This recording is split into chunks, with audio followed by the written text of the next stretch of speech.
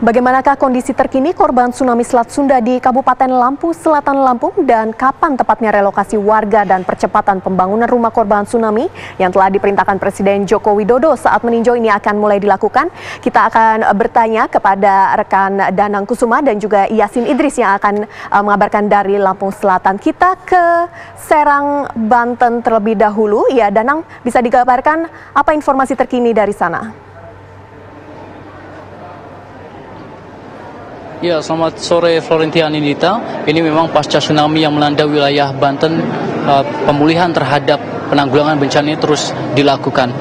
Beberapa saat yang lalu, ini di Posko Terpadu Labuan Banteng baru saja digelar rapat koordinasi yang dipimpin langsung oleh Bupati Pandeglang. Wilayah Kabupaten Pandeglang yang menjadi salah satu wilayah yang terdampak bencana tsunami ini terus berupaya untuk bangkit melakukan pemulihan terhadap warganya. Dan dalam rapat yang digelar pada siang hari tadi, ini membahas mengenai pembangunan hunian bagi warga yang terdampak. Dari catatan yang kami terima dari Posko Terpadu ini, memang data sejauh ini ada 1.425 rusak yang terdiri dari 450 rumah rusak ringan, kemudian 702 rumah rusak berat, dan 273 rumah rusak total. Dalam rapat tersebut ini membahas mengenai persiapan lahan yang akan digunakan untuk pembangunan hunian sementara, kemudian pembahasan mengenai status kepemilikan tanah nantinya, dan juga pemetaan tata ruang bagi wilayah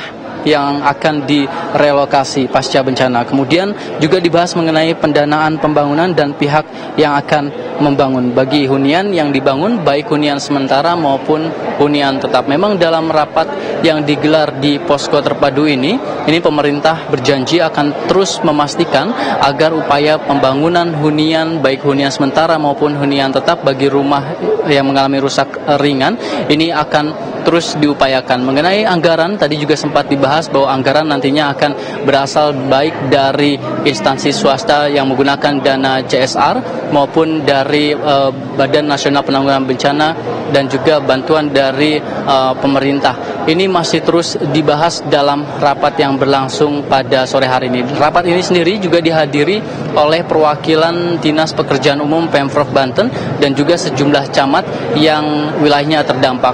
Di rapat ini sejumlah camat melaporkan data terbaru mengenai rumah-rumah yang harus segera diperbaiki dan data mengenai rumah-rumah warga yang benar-benar rusak total sehingga warga tersebut mau tidak mau harus direlokasi ke sejumlah wilayah. Memang hingga sejauh ini mengenai lokasi pemindahan relokasi warga nanti masih dalam tahap pembahasan, namun ada sejumlah kecamatan yang sudah membuka lahan persiapan untuk membangun hunian sementara nantinya bagi warga yang memang terdampak. Sejauh ini memang masih Kecamatan Sumur yang merupakan wilayah yang terdampak paling parah di Kabupaten Pandeglang. Ini memang wilayah Kecamatan Sumur tadi juga melaporkan bahwa sudah mulai melakukan clearing lahan ataupun persiapan lahan, membuka lahan begitu untuk nantinya membangun hunian sementara yang kabarnya akan dibangun oleh pihak dari BNPB dan juga sejumlah instansi swasta yang nantinya akan ikut serta dalam upaya pembangunan hunian sementara bagi warga yang terdampak. Demikian Anin yang dapat saya sampaikan langsung dari Pandeglang. Saya kembalikan ke Anda di Jakarta.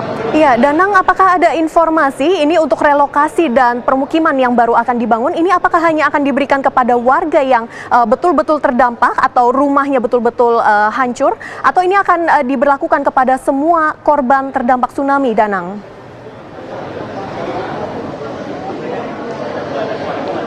Ya, memang untuk proses relokasi ke sejumlah tempat ini khusus bagi warga yang masuk dalam zona waspada, zona berbahaya di sekitar pesisir pantai, dan juga bagi warga yang memang rumahnya rusak total. Nantinya mereka ini diminta untuk direlokasi ke sejumlah tempat yang disiapkan oleh pemerintah Kabupaten Pandeglang. Namun memang sejauh ini mengenai lokasi di mana saja akan dijadikan tempat relokasi bagi warga yang terdampak ini masih dalam tahap pembahasan. Selatan. Namun satu informasi yang tadi saya sempat dengar dalam rapat ini, memang di Kecamatan Sumur ini sudah mulai dibuka persiapan lahan milik pemerintah Kabupaten Pandeglang untuk nantinya dijadikan tempat relokasi bagi warga yang benar-benar terdampak dan juga rumahnya yang benar-benar hancur total.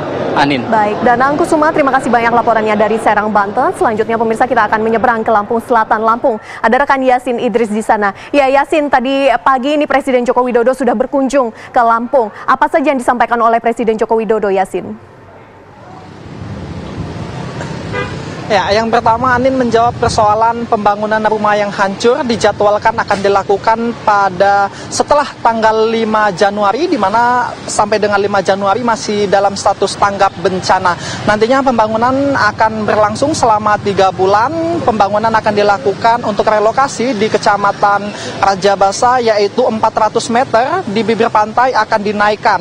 Sehingga nantinya rumah-rumah yang berada di pinggir jalan yang tepat persis berdekatan dengan bibir pantai akan dinaikkan 400 meter, dan itu tadi kata Presiden Joko Widodo sudah disetujui oleh masyarakat yang ada di sana. Sementara untuk di Pulau Sebuku dan juga Pulau Sebesi nantinya juga akan ikut dinaikkan relokasinya. Ini juga sudah disetujui tadi oleh masyarakat yang ada di pengungsian di tempat saya mengabarkan saat ini di Kalianda. Adapun tadi selain bertemu dengan masyarakat yang mengungsi, yaitu orang-orang dewasa, Presiden Joko Widodo mengawali kedatangannya dengan berbincang dengan anak-anak kecil yang sudah dikumpulkan. Dia seperti biasa bermain games dengan memberikan pertanyaan, kemudian tentang nama-nama ikan, nama-nama kota, dan ada 2 hal menarik. Tadi Presiden sempat menanyakan apakah mengetahui siapa nama Presiden Joko Widodo, dan dijawab oleh anak-anak semuanya bisa, dan hal itu ditanyakan 2 kali kepada Presiden Joko Widodo kepada anak-anak.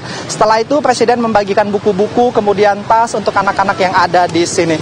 Namun dari kunjungan Presiden Jokowi pada sore hari ini tadi, beberapa masyarakat sempat dapat mengatakan kecewa lah seperti itu, sebab mereka berharap bisa ada tanya jawab secara langsung. Namun tadi Presiden Joko Widodo hanya mengunjungi beberapa orang saja, sehingga dia berbincang kepada beberapa orang saja. Sementara banyak sekali dari mereka yang ingin bertanya, terutama persoalan dengan bantuan secara cash-nya seperti apa. Itu yang masih belum terjawab sampai saat ini. Semoga nanti ada jawabannya. Sementara itu dulu Anin, kembali ke Anda di studio. Baik, Yasin Idris mengabarkan dari Lampung Selatan, Lampung, dan sebelumnya Danang Kusuma mengabarkan dari Serang, Banten. Terima kasih banyak rekan-rekan, selamat bertugas kembali.